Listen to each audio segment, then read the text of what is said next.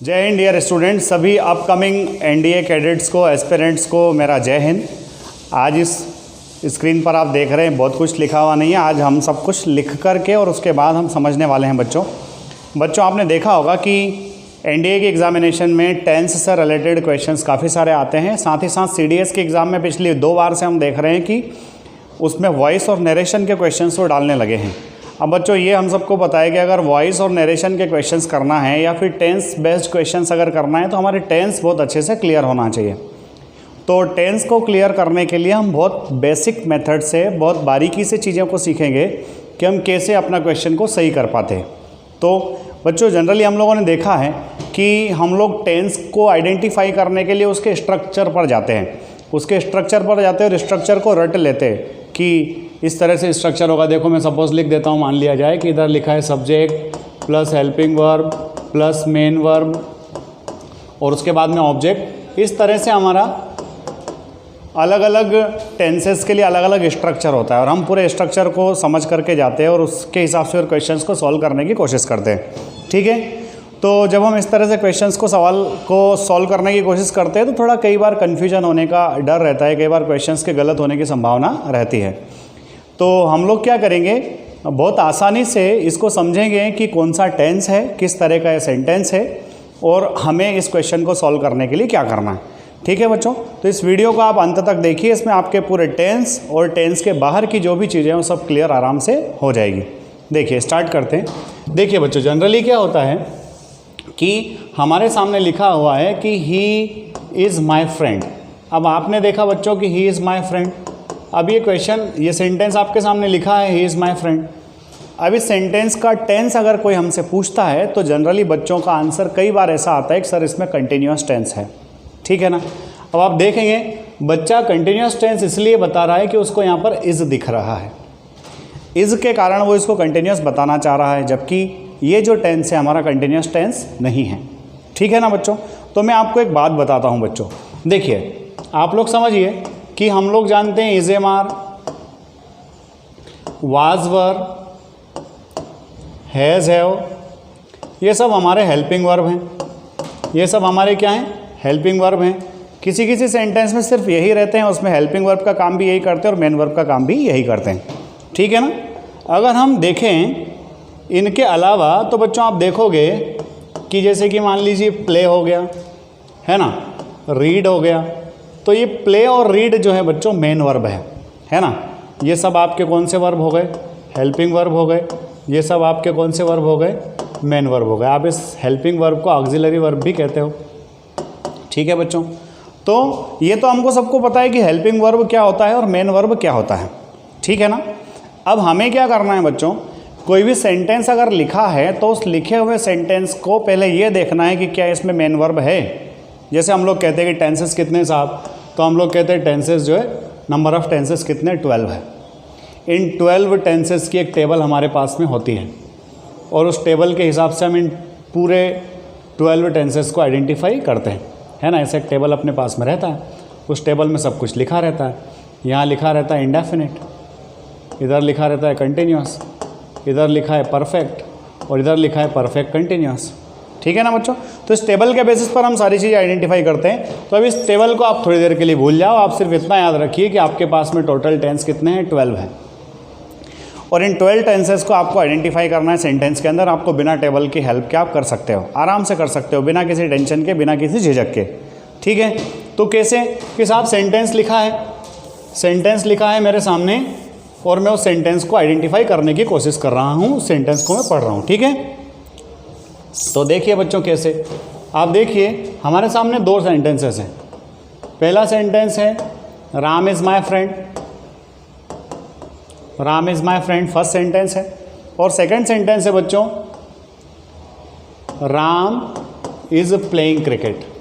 ठीक है, Ram is my friend और दूसरा क्या है, राम इज़ प्लेइंग क्रिकेट। ठीक है, अब आप इसमें देखिए, जब आपसे कहा गया कि सेंटेंस नंबर 1 में कौन सा टेंस है और सेंटेंस नंबर 2 में कौन सा टेंस है। ठीक है बच्चों, तो आपने क्या कहा कि सर मैं पहले ये देख लेता हूँ कि मेन वर्ब है क्या। तो आप जब चले तो आपको फर्स्ट सेंटेंस में मेन वर्ब नहीं मिल रहा है। या मिल भी रहा है तो वही हेल्पिंग वर्ब जो है मेन वर्ब का काम कर रहा है उसमें, सिर्फ यहाँ पर आपको इज़ दिख रहा है। क्या दिख रहा है? इज़। बच्चों आप देखिए कि अगर हमारे पास में मेन वर्ब, जिनको हम मेन वर्ब मान रहे हैं, जैसे कि प्ले, रीड, अगर इनमें से कोई नहीं है, अगर प्ले, रीड, ईट, ड्रिंक इनमें से कोई सा वर्ब नहीं है, तो आप कह दीजिए कि ये जो सेंटेंस है ये हमारे जो टोटल 12 हैं उनमें से एक भी नहीं है। ठीक है, हमारे जो टोटल 12 है इनमें से एक भी नहीं है। ठीक है, इतना सबको क्लियर हुआ कि मेन वर्ब नहीं है तो 12 में से एक भी नहीं है। सिंपल सा फंडा है, मेन वर्ब नहीं है, 12 में से एक भी नहीं है। बोले सर जब 12 में से एक भी नहीं है तो फिर क्या है ना, तो पहले हम वो बात कर लेते हैं कि 12 से पहले कौन से टेंस है। तो बच्चों टोटल हमारे जो 12 टेंसेस होते हैं, इन 12 टेंसेस के पहले हम दो चीज़ों का डिस्कशन करते हैं। एक होता है हमारा टू बी और दूसरा होता है हमारा टू हैव। ठीक है, एक होता है टू बी और दूसरा होता है टू हैव। ठीक है, अब आप बात करते हैं बच्चों टू बी की। किसकी बात करते हैं? टू बी की हम लोग बात करते हैं। तो टू बी का मीनिंग होता है होना। टू बी मीन्स क्या होता है बच्चों? होना। ठीक है, जैसे मान लीजिए मैंने कहा कि आई एम ए टीचर, तो मैं कुछ हूँ, मैं क्या हूँ? I am a teacher. ठीक है, आपने कहा sir I am a student, तो आप कुछ ना कुछ हैं। तो किसी भी पर्सन का कुछ ना कुछ होना। ठीक है, या तो बंदा स्वयं में कुछ है, या तो बंदा स्वयं में कुछ है, या फिर वो बंदा स्वयं में किसी पोस्ट पर है। पोस्ट पर होने का मतलब क्या बच्चों? पोस्ट पर होने का मतलब है जैसे मान लो कोई आपसे कह रहा है कि मैं प्राइम मिनिस्टर हूँ, तो ये मेरी पोस्ट हो गई, है ना। तो मैं प्राइम मिनिस्टर हूँ, ये मेरा पोस्ट है। तो एक इसका सेंटेंस है टू बी का। तो होने से रिलेटेड जितने भी सेंटेंसेस आते हैं वो सब टू बी के होते हैं। ठीक है, अब टू बी के सेंटेंसेस बच्चों हम देख रहे हैं कि टू बी के सेंटेंसेस तीनों टेंस में हम बना सकते हैं, प्रेजेंट में भी, पास्ट में भी और फ्यूचर में भी। प्रेजेंट, पास्ट, फ्यूचर तीनों में हम टू बी के सेंटेंसेस बना सकते हैं। प्रेजेंट के लिए हेल्पिंग वर्ब आती है बच्चों इज एम आर। ठीक है, पास्ट के लिए हेल्पिंग वर्ब आती है वाज वर, और फ्यूचर के लिए हेल्पिंग वर्ब आता है विल बी और शैल बी। ठीक है, विल बी और शैल बी। ठीक है, आप देखिए कि अगर आप देखिए आपको सिर्फ हेल्पिंग वर्ब मिल रहा है, इज एम आर मिल रहा है, या फिर वाज वर मिल रहा है, या फिर विल बी शैल बी मिल रहा है। ठीक है, अगर आपको सिर्फ हेल्पिंग वर्ब मिल रहा है, मेन वर्ब नहीं है, तो सेंटेंस आपका टू बी का सेंटेंस है। मैं कुछ सेंटेंसेस लिखता हूँ, देखिए। आपने कहा I am a student, I am a student. ठीक है, आपने कहा आई वाज बिजी, है ना। आई शैल बी अ सोल्जर। ठीक है, तो आपने तीनों सेंटेंसेस देखे। इन सेंटेंसेस में सिर्फ और सिर्फ आपको क्या दिख रहा है? इन सेंटेंसेस में आपको सिर्फ और सिर्फ हेल्पिंग वर्ब दिख रहा है। इन सेंटेंसेस में मेन वर्ब नहीं है। ठीक है, और जब मेन वर्ब नहीं है यानी कि 12 में से कोई सा भी नहीं है, और जब सिर्फ हेल्पिंग वर्ब है, और वो हेल्पिंग वर्ब कौन सा है? या तो इज एम आर है, या वाज वर है, या फिर विल बी शैल बी है, तो आपका जो सेंटेंस हो गया वो टू बी का हो गया। ठीक है, तो आई होप कि टू बी आपको क्लियर हो गया होगा कि नॉर्मली हेल्पिंग वर्ब है तो हमको देखना है, नॉर्मली हेल्पिंग वर्ब है, मेन वर्ब नहीं है, तो सेंटेंस किसका है? टू बी का है ना, जहाँ होने की बात होती है। ठीक है, अब अगला पार्ट आता है बच्चों टू हैव। ये टू हैव जो है बच्चों, ये टू हैव कहता है पास होना। टू हैव क्या कहता है? पास होना। पास होना मतलब कौन सा वाला पास होना? पास होना करीब होने वाला नहीं, पास होना यानी कि अधिकार होना, पोजीशन वाली बात, पोजीशन वाली बात बच्चों, अधिकार होना। ठीक है ना, पास होना यानी कि अधिकार होना। ठीक है, अब कैसे मैं एक एग्जांपल देता हूँ, आपको समझ में आ जाएगा। आप कह रहे हो I have a pen, I have a pen, ये आपका पोजीशन है, आपका अधिकार है, आई हैव अ पेन। ठीक है, तो जहाँ इसमें भी आप देख रहे हो बच्चों कि हैज़ और हैव देख करके बंदा कहता है हैज़ और हैव देखता है और वो कहने लगता है कि सर परफेक्ट टेंस है। हर हैज़ और हैव परफेक्ट टेंस के लिए तो होता नहीं है ना बच्चों। आप देख रहे हैं हैज़ और हैव बिना मेन वर्ब के आ रहा है, यहाँ कोई मेन वर्ब है क्या? नहीं है, यहाँ सिर्फ आपको क्या दिख रहा है? हैव। ठीक है, तो ये किसकी बात हो गई? अधिकार वाली बात हो गई। तो बच्चों जिस तरह से हमने देखा था कि जो टू बी होता है वो प्रेजेंट, पास्ट, फ्यूचर तीनों हो सकता है, उसी तरह से टू हैव भी प्रेजेंट, पास्ट, फ्यूचर तीनों हो सकता है। अगर टू हैव का प्रेजेंट होता है तो इसमें हैज़ हैव आता है, अगर टू हैव का पास्ट होता है तो इसमें हैड आता है, और अगर टू हैव का फ्यूचर आता है बच्चों, क्या आता है, टू हैव का फ्यूचर आता है तो इसमें आता है विल हैव या फिर शैल हैव। क्या आता है, विल हैव, शैल हैव। ठीक है, तो आप देख रहे हैं कि टू हैव का प्रेजेंट है तो हैज़ हैव आएगा, टू हैव का पास्ट है तो हैड आएगा, और टू हैव का फ्यूचर है तो विल हैव, शैल हैव आएगा। ठीक है ना। तो इस तरह से हमारा प्रेजेंट, पास्ट, फ्यूचर तीनों कंप्लीट। प्रेजेंट, पास्ट, फ्यूचर तीनों में आप कह सकते हैं, आपने लिखा कि आई हैव ए पेन, कौन सा टेंस है, टू हैव का सेंटेंस है। I had a pen, to have का है past, I had a pen, मेरे पास एक पेन था। ठीक है ना। विल हैव और shall have, I will have है ना, I will have a gun या फिर वट एवर जो भी है, तो आई विल हैव या फिर आई शैल हैव, तो ये किसका हो गया, फ्यूचर टू हैव का। तो मेरे ख्याल से आपको टू बी और टू हैव क्लियरली समझ में आया होगा। अब मैं आपको फिर से सिस्टमेटिकली एक बार और समझाने की कोशिश करता हूँ, आप लोग देखेंगे, मुझे उम्मीद है कि आपको समझ में आएगा, है ना। देखिए, टू बी यानी कि होना, टू हैव यानी कि पास होना, है ना। टू हैव यानी कि पास होना, कौन सा पास होना, अधिकार वाला। कौन सा पास बच्चों, पास होना, कौन सा पास, अधिकार होना। ठीक है, टू बी यानी कि नॉर्मली होना और टू हैव यानी कि पास होना। ठीक है, टू बी का सेंटेंस है, प्रेजेंट में क्या आ जाएगा बच्चों, मैं दोनों के लिए इधर ही लिख देता हूँ, देखो, प्रेजेंट, पास्ट और फ्यूचर। प्रेजेंट, पास्ट और फ्यूचर आप देखते हैं। टू बी के लिए मैं लिख रहा हूँ इधर, टू बी के लिए आप देखिए, इज एम आर, है ना। पास्ट के लिए वाज और वर, और फ्यूचर के लिए विल बी, शैल बी।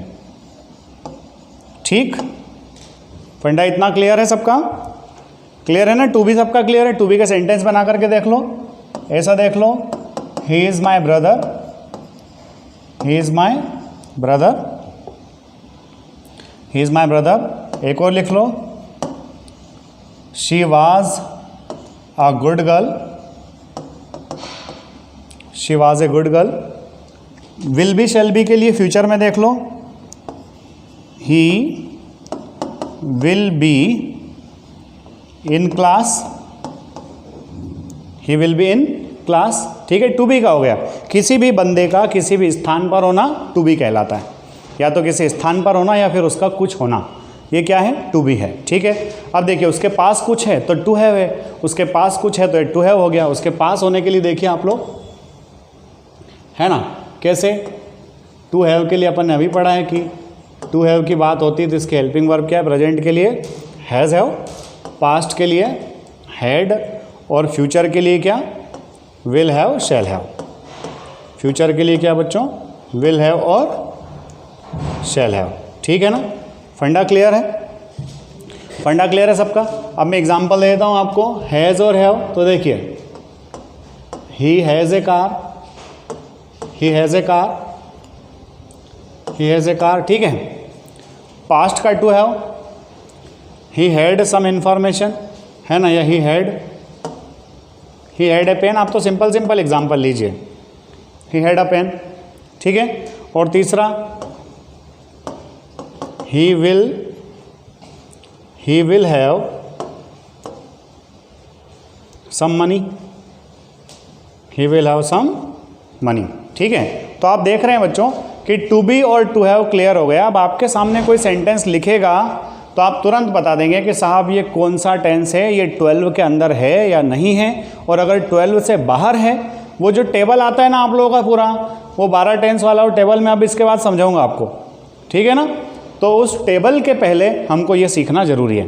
ठीक है, अब देखो, आपके सामने मान लो लिखा रहा है, आपके सामने लिखा है ना, ऐसा लिखा है, he had some information, he had some information, और किसी ने पूछ लिया कि बताइए कौन सा टेंस है, तो कुछ लोग जानकारी के अभाव में कह देंगे कि सर इसमें तो हेड आया तो ये परफेक्ट है। अब बताओ हेड आने से परफेक्ट हो जाता है क्या? नहीं है सर, है ना, ये परफेक्ट नहीं है सर। क्यों नहीं है सर परफेक्ट? ये परफेक्ट इसलिए नहीं, इसमें मेन वर्ब नहीं है। मेरे को क्या चाहिए? मेन वर्ब चाहिए। मेन वर्ब के बिना परफेक्ट नहीं होता सर, है ना। तो मेन वर्ब नहीं है मतलब परफेक्ट नहीं है। ठीक है, ठीक है। कि फिर कौन सा टेंस है इसमें? बोले सर इसमें है ना टू हैव का पास्ट है सर, टू हैव का पास्ट है। बोले वाह, मान लिया आपकी बात तो। ठीक है, आप किसी ने कह दिया you are a good leader, you are a good leader. ठीक है साहब, आपने कह दिया you are a good leader, है ना, आप अच्छे लीडर हो। टेंस कौन सा है? कभी कभी बच्चा कहते हैं इसको कंटिन्यूस है। कंटिन्यूस क्यों है? जब इसमें मेन वर्ब नहीं है, जब इसमें आईएनजी नहीं है तो कंटिन्यूस कैसे हो सकता है? ये कंटिन्यूस नहीं है ना। तो आपने कह दिया sir no no no sir, it is not continuous, ये तो टू बी का सेंटेंस है। और ये टू बी का कौन सा है? बोले सर टू बी का प्रेजेंट है। ये तो टू बी का कौन सा टेंस है? प्रेजेंट टेंस है। समझ में आ रही बात पूरी? आप लोगों को समझ में आती जाएगी तो अच्छी लगेगा मेरे को, है ना। ठीक है, तो अब to be to have clear हो गया अपना। To be to have clear होने के बाद में हम आगे बढ़ते हैं अपने टेंसेस की तरफ कि अब टू बी और टू हैव क्लियर हो गया तो हम टेंस में जाते हैं कि अब वे साहब 12 टेंसेस का क्या फंडा है सर? आपने इतनी आसानी से ये टू बी और टू हैव समझा दिया, अब आप हमें वो 12 टेंस भी समझा दो कैसे क्या करना है। ठीक है, तो 12 टेंस के लिए अपन आगे चलते हैं। देखो कैसे, अभी तक हमने क्या कहा? सेंटेंस 3 तरह के होते हैं। फिर से समझना बच्चों, सेंटेंस जो है ना कितने टाइप्स के होते हैं? 3 टाइप्स के। सेंटेंस कितने टाइप्स के हैं? 3 टाइप्स के। टाइप नंबर 1 जो अभी हमने सीखा कि जब सेंटेंस में सिर्फ हेल्पिंग वर्ब हो। ठीक है, जब सेंटेंस में सिर्फ हेल्पिंग वर्ब होता है तो जो सेंटेंस होता है वो या तो टू बी का होगा या फिर टू हैव का होगा। ठीक है, दूसरे टाइप का सेंटेंस जब सेंटेंस में सिर्फ मेन वर्ब हो, है ना। पहला क्या? जब सिर्फ हेल्पिंग वर्ब हो। दूसरा क्या? जब सिर्फ मेन वर्ब हो। जब सिर्फ मेन वर्ब होगा तो सेंटेंस जो है आपका, है ना, पहले मैं बता दूं कि जब सेंटेंस में सिर्फ मेन वर्ब होगा बच्चों तो ये 12 में से कितने? 2। 12 में से कितने? 2। कौन कौन से 2? कौन कौन से 2? है ना, कि अगर सिर्फ मेन वर्ब दिख रहा है, मैं और अच्छे से लिख देता हूँ आप लोगों को कि अगर सेंटेंस में सिर्फ मेन वर्ब है, अगर सेंटेंस में सिर्फ मेन वर्ब है तो वहाँ पर कौन से टेंस होंगे? सिर्फ 2 टेंस होंगे। 12 में से सिर्फ 2 होंगे और वो 2 कौन कौन से देख लेना आप लोग। पहला होगा या तो प्रेजेंट इंडेफिनिट होगा या फिर वो पास्ट इंडेफिनिट होगा।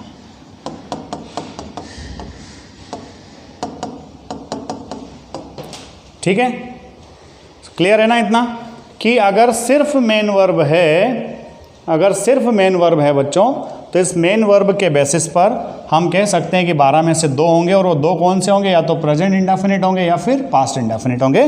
मैं आपको एग्जांपल लिख करके देता हूँ, आप देखिए। देखिए ऐसा, he speaks English, he speaks English. अब आप कह रहे हैं कि लिखा है ही स्पीक्स इंग्लिश, आप सेंटेंस को पढ़ने चले। जब आप सेंटेंस को पढ़ने चले तो आपने तो देखा कि सर इसमें तो मुझे एक ही चीज़ दिखाई दे रही, वो क्या है? बोले सर इसमें तो सिर्फ मेन वर्ब है, इसमें हेल्पिंग वर्ब तो है ही नहीं। इसमें तो सिर्फ मेन वर्ब है, इसमें हेल्पिंग वर्ब है ही नहीं। तो आपने कह दिया कि जब सर सिर्फ मेन वर्ब होता है तो टेंस हमारे कौन से होते हैं? 2। 12 में से सिर्फ 2 हो सकते हैं। कौन कौन से हो सकते हैं? या तो प्रेजेंट इंडेफिनिट हो सकता है, पास्ट इंडेफिनिट। ठीक है ना। अब ये प्रेजेंट इंडेफिनिट और पास्ट इंडेफिनिट को पहचानने का भी एक छोटा सा स्मॉल सा ट्रिक है कि अगर जब मेन वर्ब हो, सिर्फ मेन वर्ब हो, और अगर ये मेन वर्ब जब सिर्फ फर्स्ट फॉर्म में हो, मेन वर्ब है और वर्ब का कौन सा फॉर्म है? First form. ठीक है, मेन वर्ब है, सिर्फ मेन वर्ब है, यानी कि वर्ब है पर बिना हेल्पिंग वर्ब के। जब मेन वर्ब हो और फर्स्ट फॉर्म में हो तो टेंस आपका हो जाएगा प्रेजेंट इंडेफिनिट। कौन सा टेंस हो जाएगा? Present indefinite. ठीक है, क्लियर?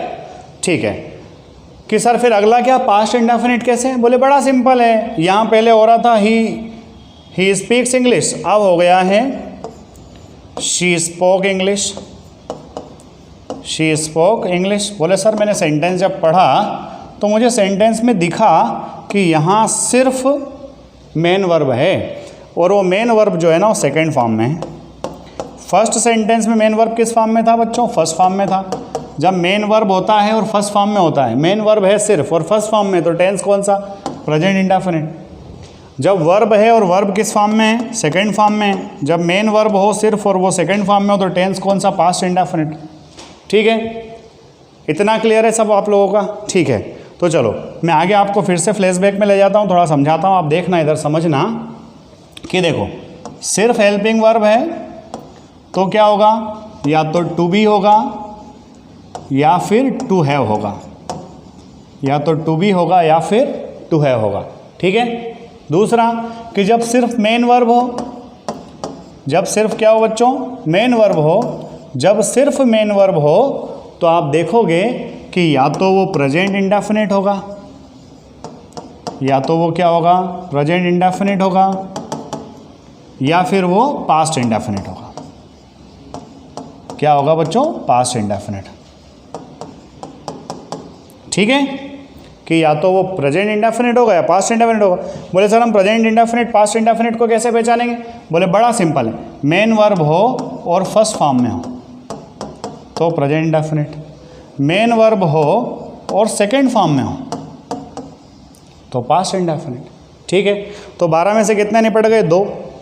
12 में से कितने वसूल हो गए? 2। ठीक है, 12 में से 2 समझ में आ गए। देखो पहले तो 12 के बाहर वाले समझ लिए। 12 के बाहर वाले क्या क्या थे? टू बी था और टू हैव था।